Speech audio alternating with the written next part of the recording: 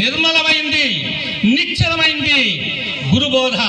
చాచి కోకనుతికి చికాకు పడజేసి మైలదీసి లెస్స మడచినట్లు బుద్ధి చెప్పువాడు బుద్ధినా మేలయా ఈశ్వరాభిరామ వినుదవేమా.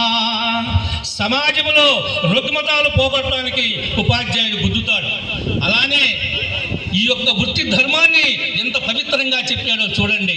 నిష్ఠామభావమైంది సాటి ఒక గొప్పతనాన్ని చెప్పాడు. బట్టకు పట్టిన మురికిని పోగొట్టడానికి నిష్కామభావంతో రాతిమైన కొడతాడు మళ్ళీ చాకి.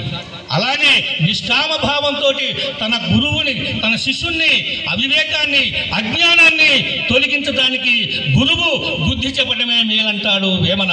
కనుక సమాజానికి ఇది ఎంతో అవసరమైంది. కనుక పవిత్రమైన వృత్తిలో ఉండేటటువంటి యొక్క మరి విద్యా బోధకులని పవిత్రంగా వారిని గౌరవించాలి.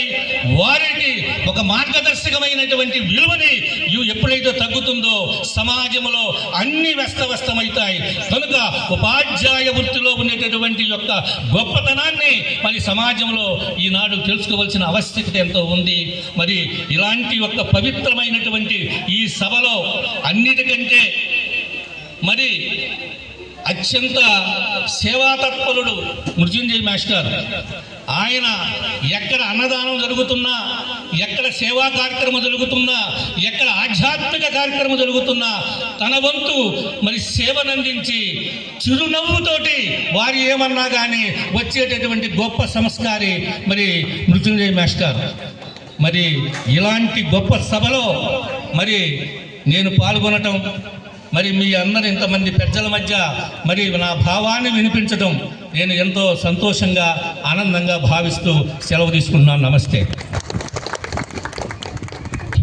ఎందుకంటే వేమన పద్యాలు రాష్ట్ర వ్యాప్తంగా అనేక ప్రోగ్రాలు నిర్వహించి ప్రభుత్వం నుంచి అనేక పురస్కారాలు పొందారు మన మాస్టర్.